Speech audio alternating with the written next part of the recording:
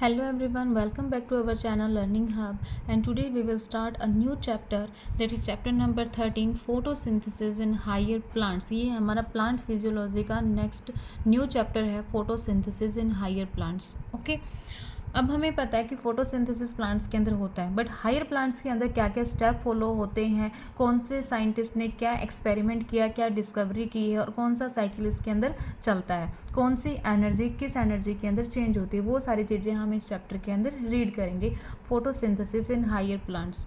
Okay, so let's start.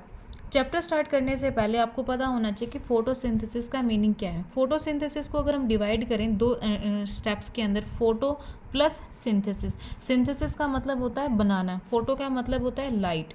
Mean light को use करके जो हम फूड बनाएंगे, लाइट को यूज़ करके जो फूड बनाएंगे, that is known as the photosynthesis. Synthesis का मतलब होता है बनाना, फोटो का मतलब होता है लाइट। तो लाइट को यूज़ करके जो हमने फूड बनाया है, that is known as the photosynthesis. So let's start our chapter. All animals including human beings depend on plants for their food. Means जितने भी एनिमल्स हैं, चाहे ह्यूमन बींग्स ही क्यों ना हो, वो सभी के सभी फूड के लिए किसके ऊपर डिपेंड रहते हैं? प्लांट्स के ऊपर डिपेंड रहते हैं। Have you ever wondered from where plants get their food? क्या कभी सोचा कि प्लांट्स अपना फूड कहाँ से लेते हैं? Green plants in fact have to make और rather synthesise the food they need and all other organisms depend on them for their needs. मतलब जो ग्रीन प्लांट्स हैं वो अपना खाना खुद बनाते हैं। The green plants and therefore called the autotrophs. मतलब जो अपना खाना खुद बनाता है उसको हमने क्या बोलना है? ऑटोट्रोप्स बोलना है। You have already learn that autotrophic nutrition is found only in plants. किसके अंदर पाया जाता है? सिर्फ प्लांट्स के अंदर पाया जाता है। ऑटो होता है खुद से करना काम, ठीक है। तो ऑटोट्रोप्स कौन हो गया? जो प्लांट्स अपना फूड, जो प्लांट्स या जो एनिमल्स, जो ह्यूमन बींग्स अपना फूड खुद बनाते हैं, वो क्या होंगे? ऑटोट्रोप्स होंगे। Green plants carry out photosynthesis, a physico chemical process. Photosynthesis को हम क्या बोलते हैं? फिजिको केमिकल प्रोसेस बोलते हैं, by which they use light energy to drive the synthesis of organic compounds. ये क्या करते हैं? इसको फिजिको केमिकल किस लिए बोलते हैं? क्योंकि ये लाइट एनर्जी यूज़ करते हैं। फिजिको किस लिए बोला? क्योंकि ये डायरेक्ट लाइट यूज़ करते हैं। केमिकल किस लिए बोला? कि लाइट एनर्जी जो है किसके अंदर कन्वर्ट हो रही है? केमिकल एनर्जी के अंदर कन्वर्ट हो रही है। That's why it is known as the physicochemical process to drive the synthesis of organic compounds. Ultimately, all living forms on earth depend on sunlight for energy. The use of energy from sunlight by plants during doing photosynthesis is the basis of life on earth. मतलब जो sunlight से आपकी energy use हो रही है photosynthesis के दौरान, तो वो एक बेस है लाइफ का अर्थ के ऊपर। Photosynthesis important due to two reasons. दो रीजन्स के लिए इंपॉर्टेंट है। It is the primary source of food. पहला रीज़न क्या है? कि ये प्राइमरी सोर्स है फूड का। It is also responsible for the release of oxygen. Second क्या है? ये ऑक्सीजन रिलीज करता है। Okay, have you ever thought what would happen if there were no oxygen to breathe? अगर कोई ऑक्सीजन ही नहीं होगी तो आप क्या सोच सकते हैं कि लाइफ एग्जिस्ट करेगी अर्थ के ऊपर? This chapter focuses on the structure of photosynthetic machinery and the various reactions that transform light energy into the chemical energy. इस चैप्टर के अंदर अब हमें पता चल गया कि फोटोसिंथेसिस होता क्या है। फोटोसिंथेसिस क्या है? By the use of light making food by the use of light. मतलब खाना बनाना लाइट का यूज़ करके, सिंपल सी डेफिनेशन है इसकी, राइट। एक फोटोसिंथेसिस को हमने क्या बोला है? फोटोसिंथेसिस। फोटोसिंथेसिस को हमने क्या बोला है? फिजिको केमिकल रिएक्शन है। ये क्या है? फिजिको केमिकल रिएक्शन है, राइट। फिजिको केमिकल रिएक्शन है। फिजिको किस लिए है? क्योंकि ये डायरेक्ट लाइट यूज़ कर रही है। लाइट एनर्जी किसके अंदर कन्वर्ट हो रही है? Light energy convert into the chemical energy. Light energy convert into chemical energy. Okay, photosynthesis is a physico-chemical reaction in which light energy converted into the chemical energy। और ये एक endothermic reaction है। why it is endothermic reaction? क्या है ये? Endothermic reaction है, sorry, endothermic reaction है क्योंकि इसके अंदर एनर्जी यूज़ हो रही है। इसके अंदर एनर्जी क्या है? वो यूज़ हो रही है। That's why it is known as the endothermic reaction. दो टाइप की रिएक्शंस होती हैं, एक होती है एंडोथर्मिक, दूसरी होती है हमारी एक्सोथर्मिक। एक्सोथर्मिक के अंदर क्या है? एनर्जी रिलीज होती है, बट एंडोथर्मिक के अंदर क्या है? एनर्जी यूज़ होती है। तो फिजिको जो फोटोसिंथेसिस है वो हमारी एक एंडोथर्मिक रिएक्शन है जिसके अंदर हम एनर्जी यूज़ कर रहे हैं, क्योंकि इसके अंदर क्या होता है? कार्बन डाइऑक्साइड जो कि लाइट है, प्लस वाटर 6 CO2 6 वाटर के मॉलिक्यूल्स होते हैं, लाइट का यूज़ करते हैं, और एक पिगमेंट प्रेजेंट होता है दैट इज़ क्लोरोफिल पिगमेंट। इसको हम आगे चैप्टर में रीड करेंगे कि ये पिगमेंट क्या है, इसका स्ट्रक्चर क्या होता है, इसके अंदर कौन सा मेटल आयन प्रेजेंट होता है, ये पूरा डिटेल में हम इस चैप्टर के अंदर रीड करेंगे। एक जस्ट मैं हेडलाइन आपको यहाँ पे अभी बता रही हूँ। 6CO2 ये क्या है, हमारा कार्बन डाइऑक्साइड है, ये है हमारा वाटर। अब ये स्मॉल है, स्मॉल मॉलिक्यूल्स हैं, कार्बन डाइऑक्साइड के स्मॉल मॉलिक्यूल्स हैं वाटर के। अब ये स्मॉल मॉलिक्यूल्स कंबाइन होते हैं और एक लार्ज मॉलिक्यूल बनाते हैं that is known as C6H12O6 glucose, and that large molecule is known as the glucose. तो जब स्मॉल मॉलिक्यूल्स आपस में ज्वाइन होते हैं एनर्जी का यूज़ करके, किसका यूज़ करके, एनर्जी का यूज़ करके, जब स्मॉल मॉलिक्यूल्स एक लार्ज कॉम्प्लेक्स बना देते हैं तो वो कौन सी रिएक्शन होती है, हमारी एंडोथर्मिक रिएक्शन होती है। कौन सी होती है, हमारी एंडोथर्मिक रिएक्शन होती है। ओके, तो यहाँ पे 6CO2 + 6H2O किसका यूज हुआ, लाइट का यूज़ हुआ in the presence of chlorophyll. Chlorophyll जो कि एक पिगमेंट है जो लाइट को ऑब्जॉर्व करता है।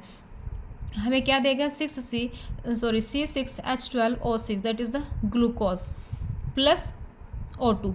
ये क्या है, हमारा ऑक्सीजन मॉलिक्यूल। क्या है ये, ऑक्सीजन मॉलिक्यूल। अब फोटोसिंथेसिस का प्रोसेस हो रहा है तभी हमें क्या मिल रही है, ऑक्सीजन मिल रही है। ठीक है, तो इसलिए इसने ये क्वेश्चन पूछा है कि क्या आप ये सोच सकते हो कि अगर ऑक्सीजन नहीं अगर फोटोसिंथेसिस नहीं होगी तो ऑक्सीजन नहीं होगी, ऑक्सीजन अगर नहीं हुई तो क्या लाइफ एग्जिस्ट कर सकती है। ये आप खुद से सोच के देखना ये वाला question, right.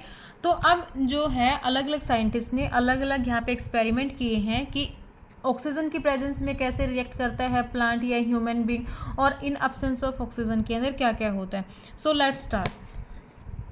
What do we know, मतलब हम क्या जानते हैं। Let us try to find out what we already know about the photosynthesis. अब हमें तो सिंपल डेफिनेशन पता है कि भाई लाइट आती है, सनलाइट आती है, वाटर का यूज़ करती है और क्या बना देती है, ग्लूकोज बना देती है। बट कैसे बनाती है, उनका यूज़ क्या क्या है, वो सारी चीज़ें हम नहीं पता। You may have carried out experiment to look for the starch formation in 2 leaves. Okay, a variegated leaf or a leaf that was partially covered with a black paper and exposed to light. इसने एक experiment किया है। एक leaf ये है भाई, एक leaf हमारी ये है। एक लीफ क्या है, सनलाइट का एक्सपोजर है इसके ऊपर। एक लीफ के ऊपर क्या है, सनलाइट का एक्सपोजर है, मतलब सनलाइट इसके ऊपर आ रही है। दूसरी लीफ को हमने क्या कर दिया, कवर कर दिया। क्या कर दिया, ये कवर्ड है। कवर्ड किसके साथ है, ये ब्लैक पेपर के साथ। ब्लैक पेपर के साथ इस लीफ को हमने क्या कर दिया, कवर कर दिया। मतलब एक पत्ते के ऊपर तो आपकी सनलाइट डायरेक्ट आ रही है, दूसरे पत्ते के ऊपर आपकी सनलाइट जो है वो डायरेक्ट नहीं आ रही है, बिकॉज क्योंकि it was covered with the black pepper. उसको हमने ब्लैक पेपर के साथ कवर कर दिया। अब हम ये देखेंगे कि किसके अंदर स्टार्च की फॉर्मेशन होगी। स्टार्च किसको बोल रहे हैं हम, ग्लूकोज को बोल रहे हैं। Glucose is the starch. अब सनलाइट आ रही है, सनलाइट आ रही है तो ये वाली लीफ क्या करेगी, इसके ऊपर कोई इसके ऊपर कवरिंग नहीं है तो ये लाइट को क्या करेगी, अब्जॉर्ब करेगी। लाइट को अब्जॉर्ब करेगी तो ये स्टार्च की फॉर्मेशन करेगी। बट सेकंड लीफ को हमने क्या कर दिया, ब्लैक पेपर से कवर कर दिया। ब्लैक पेपर से कवर है तो इसके ऊपर कोई भी सनलाइट नहीं आ रही है, क्योंकि जो ब्लैक पेपर है वो लाइट को अंदर नहीं आने दे रहा है। तो यहाँ पे कोई फॉर्मेशन नहीं होगी स्टार्च की, नो फॉर्मेशन, राइट।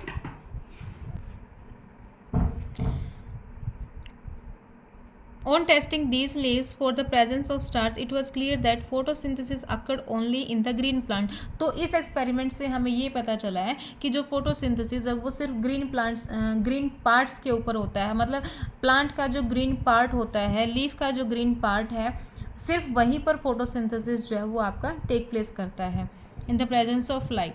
तो एक एक्सपेरिमेंट तो हो गया है ये, जिसको हम बोलते हैं D starch experiment, right. Now move to the next experiment. Another experiment you may have carried out where a part of leaf is enclosed in a test tube containing some KOH, potassium hydroxide solution है ये। Another experiment मतलब एक दूसरा experiment किया है इसने। A part of leaf enclosed in a test tube containing, मतलब एक लीफ को इसने एक सॉल्यूशन के अंदर रखा है, मतलब उसका half part, while the other half is exposed to the air, और दूसरा हाफ उसने एयर के अंदर रखा है। The setup is then placed in light for some time On testing the presence of stars later in the two parts of the leaf, you must have found that the exposed part of the leaf tested positive for the stars. मतलब जो exposed part था जिसके ऊपर sunlight direct आ रही थी वहाँ पर क्या होगा, हमें stars की formation देखने को मिलेगी, while the portion that was in the tube tested negative, और जो ट्यूब के अंदर जो पार्ट था वो क्या है, नेगेटिव, वहाँ पे स्टार्स की फॉर्मेशन नहीं हो रही. This shows that CO2 was required for photosynthesis. मतलब CO2 जो है वो रिक्वायर्ड होती है, मतलब जो लाइट आ रही है, सन की जो लाइट आ रही है वो रिक्वायर्ड है फोटोसिंथेसिस के लिए. अगर वो प्रेजेंट नहीं है तो photosynthesis will not take place. इसने क्या किया, मैं यहाँ पे बना के दिखाती हूँ. एक टेस्ट ट्यूब लिया है इसने, राइट. यहाँ पे हमने एक टेस्ट ट्यूब लिया है. लीफ का हाफ पार्ट हमने बाहर रखा है, लीफ का सेकंड पार्ट हमने किसके अंदर रखा है, यहाँ पे हमारा एक KOH किसका सॉल्यूशन है, के पोटेशियम हाइड्रोक्साइड का सॉल्यूशन हमने इसके अंदर रखा है. ठीक है. लीफ का आधा पार्ट यहाँ पर है, लीफ का आधा पार्ट क्या है, बाहर है, जहाँ पर सनलाइट डायरेक्ट आ रही है. अब इस पार्ट के ऊपर सनलाइट डायरेक्ट आ रही है तो ये स्टार्स की फॉर्मेशन करेगा, स्टार्च फॉर्मेशन होगा. स्टार्च फॉर्मेशन हो रहा है तो मतलब यहाँ पे फोटोसिंथेसिस जो है वो हमारा टेक प्लेस कर रहा है. मतलब प्लांट अपना खाना खुद बना रहा है इसके ऊपर, क्योंकि ये ग्रीन पार्ट था, डायरेक्ट सनलाइट को ऑब्जर्व कर रहा है ग्रीन प्लांट, तो स्टार्च की फॉर्मेशन कर रहा है. बट इसका जो सेकंड पार्ट था जिसको हमने ट्यूब के अंदर रखा हुआ है और जहाँ पर हमने पोटेशियम हाइड्रोक्साइड रखा हुआ है, ये पोटेशियम हाइड्रोक्साइड क्या कर रहा है, CO2 को ऑब्जॉर्व कर ले रहा है. क्या कर रहा है, CO2 को ऑब्जॉर्व कर ले रहा है. तो ये जब CO2 को ऑब्जॉर्व कर रहा है, यहाँ पर कोई CO2 नहीं बचेगी, क्योंकि सारा का सारा CO2 किसने ऑब्जर्व कर लिया, हमारा KOH ने कर लिया. अब जब CO2 ही नहीं बचा तो यहाँ पे स्टार्च की कोई भी फॉर्मेशन नहीं होगी, यहाँ पर कोई भी फोटोसिंथेसिस जो है वो टेक प्लेस हमारा नहीं करेगी. राइट. क्लियर हुआ ये एक्सपेरिमेंट आपको. पहले वाले एक्सपेरिमेंट में हमने एक लीफ को ब्लैक पेपर से कवर किया था जिसमें स्टार्स की फॉर्मेशन नहीं हो रही है. सेकंड वाले एक्सपेरिमेंट में हमने क्या किया कि हाफ पार्ट जो लीफ का है वो पोटेशियम हाइड्रोक्साइड सॉल्यूशन के अंदर डाल दिया है, जिसकी वजह से जितना भी CO2 था वहाँ पे वो वाला सॉल्यूशन जो ऑब्जर्व कर लेता है. And due to the absence of this solution, जो हमारा due to the absence of the CO2 जो फोटोसिंथेसिस है वो टेक प्लेस नहीं करेगा. तो यहाँ से हमें क्या पता चल रहा है कि सनलाइट जो है वो नीडेड होती है. सनलाइट जो है वो मोस्ट इम्पॉर्टेंट है, मोस्ट इम्पॉर्टेंट है किसके लिए, हमारे फोटोसिंथेसिस के लिए. राइट. अब नेक्स्ट एक्सपेरिमेंट में क्या है वो देखते हैं. ये था हमारा Moll's half leaf experiment. Okay. Now move to the next early experiments. It is interesting to learn about those simple experiments that led to the gradual development in our understanding of photosynthesis. मतलब अब तक हमने जो experiment किया है वहाँ से हमें पता चला कि फोटोसिंथेसिस कैसे होता है. राइट. अब नेक्स्ट हम देखते हैं कि जोसेफ प्रिस्टले क्या कहता है. Joseph Priestley in 1770 performed a series of experiments that revealed the essential role of air in the growth of green plant. अब जोसेफ प्रिस्टले ने जो एक्सपेरिमेंट दिया है उससे ये रिवील हुआ है कि एयर जो है वो असेंशियल है, essential role of air in the growth of green plants. मतलब ग्रीन प्लांट जब ग्रो कर रहा है तो उसमें एयर का क्या रोल है. Priestley, you may recall, discovered oxygen in 1774. Priestley observed that a candle burning in a closed space, मतलब एक क्लोज्ड स्पेस के अंदर, ये वाला जो एक्सपेरिमेंट यहाँ पे गिवन है ये प्रिस्टले का एक्सपेरिमेंट है. हाँ, मैं पहले इसको थोड़ा सा आपको बताती हूँ, इसका ओवरव्यू क्या है. पहले क्या है, कैंडल यहाँ पे बर्न हो रही है और यहाँ पे क्या है, हमारा माउस है. अब ऊपर से जार हमने पूरा क्या कर दिया, क्लोज कर दिया है. जब जार पूरा क्लोज हो गया है तो इसके अंदर क्या है, कोई एयर नहीं है, एयर अब्सेंस ऑफ एयर है. जब अब्सेंस ऑफ एयर है तो कुछ टाइम के बाद हम देखेंगे कि ना तो कैंडल बर्न कर रहा है और ना ही जो माइस है वो भी क्या है, डेड हो चुका है. पहले दोनों लाइव थे, but after some time due to the absence of air candle extinguishes, candle बुझ जाती है और जो माउस है वो भी क्या हो जाता है, डेड हो जाता है. नेक्स्ट ये क्या करता है, उस चीज़ को ठीक करने के लिए, रिजोल्व करने के लिए, तो उसने क्या किया, एक ग्रीन प्लांट वहाँ पे रख दिया है. अब ग्रीन प्लांट क्या है, इससे हमारा क्या निकल रहा है, CO2. जब कैंडल बर्न हो रही है, कैंडल बर्न होने से हमारा क्या निकल रहा है, CO2 निकल रही है. वो CO2 कौन ले लेता है, कार्बन, ये प्लांट्स ले लेते हैं, क्योंकि प्लांट्स को CO2 जरूरी होता है फोटोसिंथेसिस के लिए. अब प्लांट्स ने जब CO2 ले लिया है तो फोटोसिंथेसिस टेक प्लेस करेगा. जैसे ही फोटोसिंथेसिस होगा तो क्या निकलेगा, यहाँ से ऑक्सीजन निकलेगा. मीन्स जब कैंडल बर्न हो रहा है तो हमें CO2 मिल रहा है. कैंडल जब बर्न हो रहा है CO2 मिल रहा है, वो CO2 कौन ले रहा है? वो CO2 हमारा कौन ले रहा है? ग्रीन प्लांट ले रहे हैं। अब ग्रीन प्लांट CO2 लेकर क्या निकाल देगा बाहर? किसकी इवोल्यूशन करेगा? ऑक्सीजन की इवोल्यूशन करेगा। और वो ऑक्सीजन कौन यूज़ करेगा? हमारा माउस यूज़ करेगा। ओके, तो यहाँ से हमें पता चल रहा है कि ग्रीन प्लांट भी जो है वो ज़रूरी होते हैं एक लाइफ प्रोसेस को रन करने के लिए, क्योंकि ग्रीन प्लांट्स नहीं होगा, ग्रीनरी नहीं होगी तो ऑक्सीजन नहीं होगी, ऑक्सीजन नहीं होगी तो लाइफ जो है वो एग्जिस्ट नहीं करेगी। राइट, अब हम देखते हैं कि एक्सपेरिमेंट में क्या लिखा हुआ है। Priestley observed that a candle burning in a closed space a bell jar soon get extinguished, मतलब बंद हो जाती है। Similarly mouse would soon suffocated in a close air, तो सफोकेशन होगी ही इंक्लूडेड दैट बर्निंग कैंडल और an animal that breathe the air both somehow damage the air. ठीक है, मतलब पहले जो एयर उनको मिल रही थी वही उनको डैमेज कर देती। But when he placed a mint plant, mint पुदीने का प्लांट इसने रखा है यहाँ पे, मिंट का प्लांट यहाँ पे रख दिया है, in the same bell jar, he found that the mouse stayed alive and the candle continued to burn. Priestley hypothesized as follows: plants restore to the air whatever breathing animals and burning candle remove. I hope आपको ये clear हो गया होगा कि candle जो है वो CO2 निकाल रहा है, CO2 जो है वो प्लांट यूज़ कर रहे हैं, प्लांट ने किसकी इवोल्यूशन की? ऑक्सीजन की इवोल्यूशन की, और वही ऑक्सीजन फिर किसने यूज़ किया? माउस ने यूज़ किया फॉर द ब्रीथिंग पर्पज़। तो ये पूरा साइकिल जो है वो ऐसे रन करता है, और ये किसका एक्सपेरिमेंट था? जोसेफ प्रिस्ले का एक्सपेरिमेंट था। नेक्स्ट क्या है? Can you imagine how Priestley would have concluded this experiment using a candle and a plant?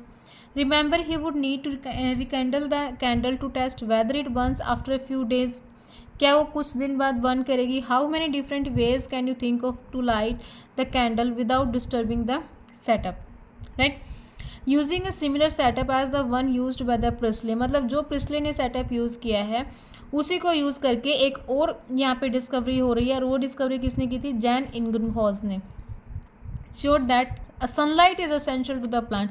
अब ये क्या कह रहा है कि जो सनलाइट है वो असेंशियल है प्लांट्स प्रोसेस के लिए, that somehow purifies the air fold by burning candles और ब्रीथिंग एनिमल्स। ये क्या कह रहा है कि जो सनलाइट है वो ज़रूरी है किसको रिजोल्व करने के लिए? कि जो कैंडल ने लाइट निकाली है, जो कैंडल अपना रिलीज़ कर रहा है यहाँ पे कार्बन डाइऑक्साइड, और जो माउस जो है कार्बन डाइऑक्साइड रिलीज़ कर रहा है, उस चीज़ को सॉर्ट आउट करने के लिए जो सनलाइट है वो भी ज़रूरी है।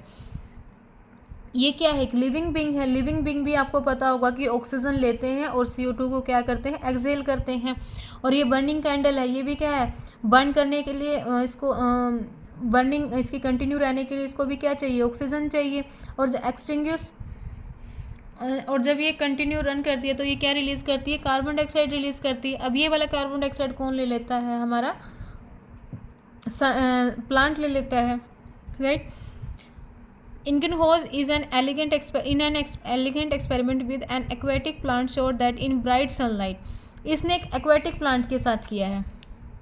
एक्वेटिक जो पानी के अंदर प्लांट होते हैं, shows that in bright sunlight small bubbles were formed around the green parts। इसने ये देखा कि जब ब्राइट सनलाइट है तो स्मॉल बबल्स बन जाते हैं ग्रीन पार्ट्स के पास। ठीक है, ये लीफ है तो लीफ के आसपास ऐसे जो है ये बबल्स बन जाते हैं, और ये बबल्स किसके होते हैं? ये बबल्स होते हैं हमारे एयर के। किसके बबल्स होते हैं? ये एयर के बबल्स होते हैं। While in the dark they did not, और डार्क में जो है ये नहीं होता। Later he identified these bubbles to be of the oxygen. किसके होते हैं? ये ऑक्सीजन के होते हैं। Hence it shows that it is only green parts of the plant that could release oxygen. तो इसने ये कंक्लूड किया है कि सिर्फ ग्रीन प्लांट का सिर्फ ग्रीन पार्ट ही जो है वो ऑक्सीजन को क्या करता है? रिलीज करता है। Right, now move to the next. It was not until about 1854 that Julius von Sachs provided evidence for the production of glucose when plants grow.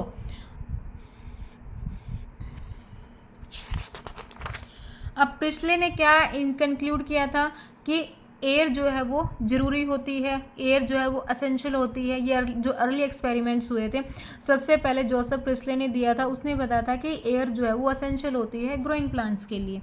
Right, उसके बाद जो जैन इंगोज आया है उसने बोला कि कार्बन डाइऑक्साइड मतलब जो सनलाइट है वो असेंशियल होती है, वो भी असेंशियल होती है फोटोसिंथेसिस के लिए।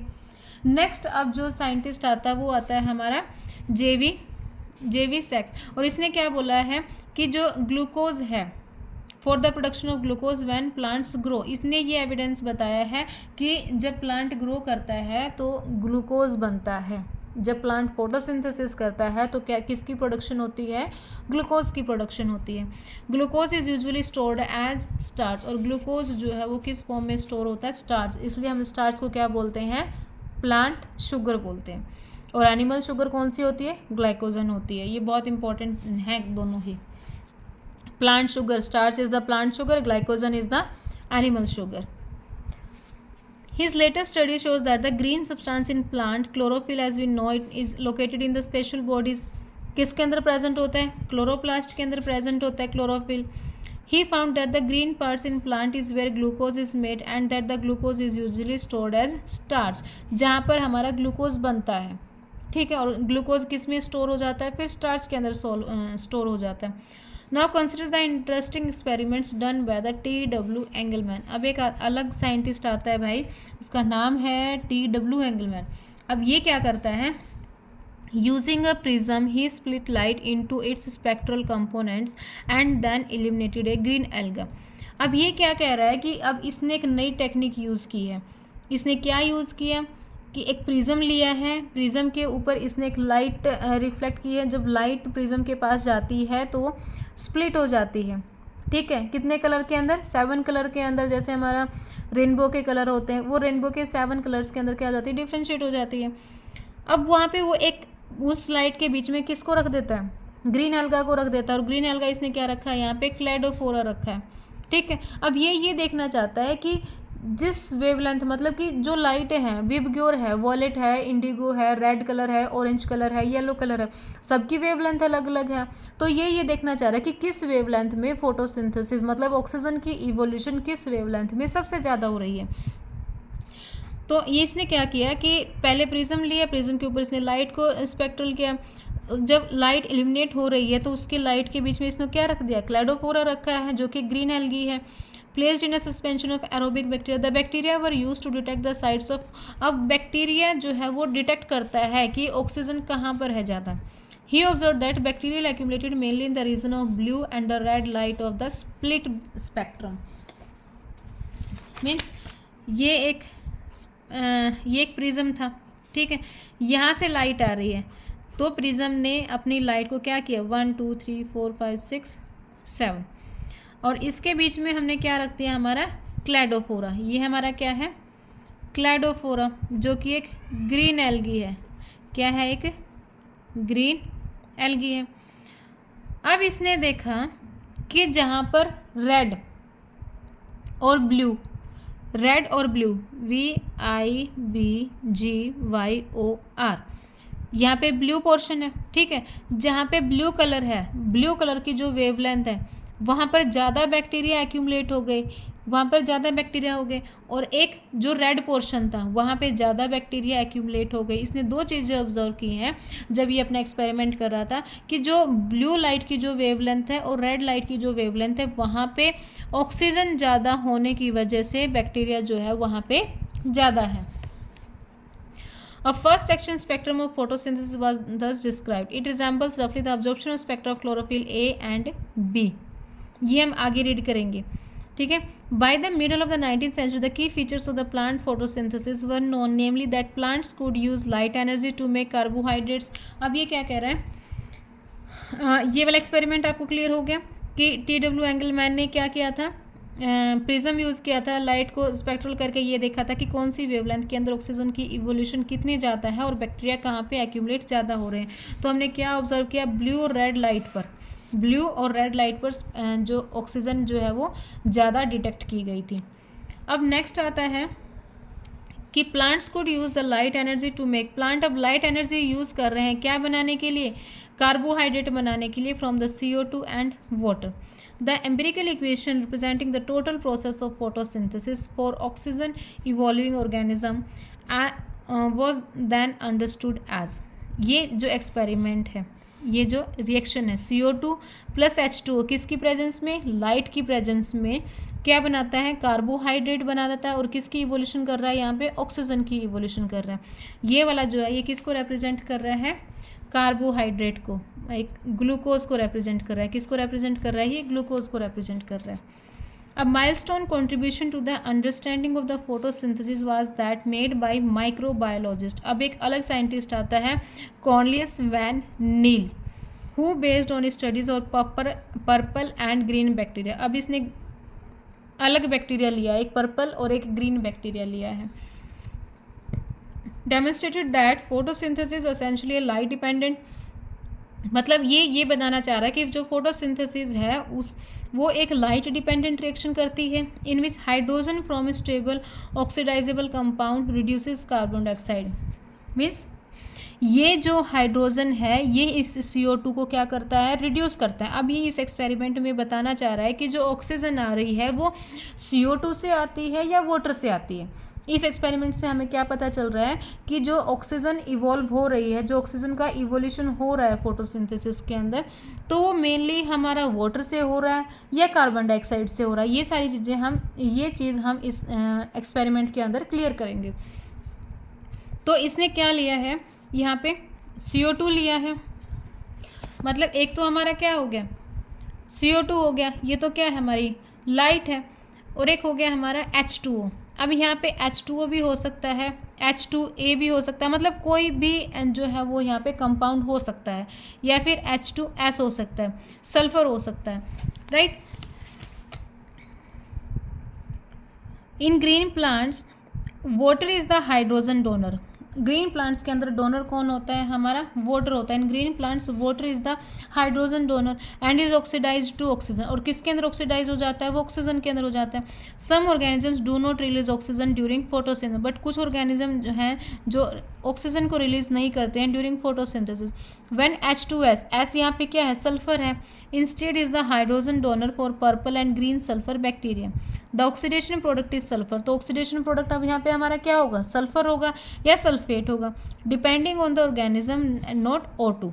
मीन्स वहाँ पे हम कौन सा बैक्टीरिया ले रहे हैं, ग्रीन बैक्टीरिया है, पर्पल बैक्टीरिया है, और डोनर कौन है, उसके ऊपर डिपेंड करता है कि ऑक्सीजन निकलेगा कि सल्फर निकलेगा। Hence he inferred that oxygen evolved by the green plant। तो यहाँ से ये क्लियर करता है कि जो ऑक्सीजन इवोल्व हो रहा है ग्रीन प्लांट के अंदर वो कहाँ से मिल रहा है? हमें वाटर से मिल रहा है, not from the carbon dioxide. मतलब कार्बन डाइऑक्साइड से नहीं मिल रहा है, हमें जो ऑक्सीजन मिल रहा है वो कहाँ से मिल रहा है? हमारा H2O से मिल रहा है। ऑक्सीजन कहाँ से मिल रहा है? हमारा हमें H2O से मिल रहा है। और ये किसके अंदर होता है? ग्रीन प्लांट्स के अंदर। ग्रीन प्लांट्स के अंदर जो हमें ऑक्सीजन मिल रहा है वो किससे मिलेगा? वाटर से मिलेगा। The correct equation that would represent the, तो करेक्ट इक्वेशन हमारी अब ये वाली हो जाती है 6CO2 + 12H2O, it give C6H12O6। ये क्या हमारा? ग्लूकोज है, प्लस 6H2O, 6 मॉलिक्यूल वाटर के निकल जाते हैं और 6 मॉलिक्यूल जो है वो ऑक्सीजन के बाहर निकलते हैं। Where C6H12 represent the glucose, the oxygen released is from the water। Oxygen कहाँ से रिलीज हो रही है? फ्रॉम द वाटर से रिलीज हो रही है। This was proved using the radio isotope technique. Note that this is not a single reaction but description of the multi-step process called the photosynthesis। मतलब photosynthesis जो है वो एक सिंगल रिएक्शन नहीं है, एक सिंगल प्रोसेस नहीं है, इसके अंदर बहुत सारे मल्टी स्टेप जो है वो टेक प्लेस करते हैं। ओके अब फोटोसिंथेसिस कहाँ टेक प्लेस करती है, कैसे टेक प्लेस करती है, डार्क रिएक्शन क्या है, लाइट रिएक्शन क्या है, ये हम आगे की हमारी क्लासेस के अंदर जो है वो रीड करेंगे। So stay tuned for more videos about the photosynthesis. और ये बहुत ही इंटरेस्टिंग चैप्टर है और यहाँ से बहुत ज़्यादा क्वेश्चंस जो हैं वो टीचिंग एग्जाम्स के अंदर कवर अप भी होते हैं। ओके और ये सारी चीज़ें आप एक बार आप खुद भी रीड करके देखना। बहुत इजी चैप्टर है और इंटरेस्टिंग चैप्टर है और आई होप आपको एक्सपेरिमेंट्स जो अर्ली एक्सपेरिमेंट्स किए हैं अलग अलग साइंटिस्ट ने वो आपको क्लियर हो गए होंगे। So today's class is over now.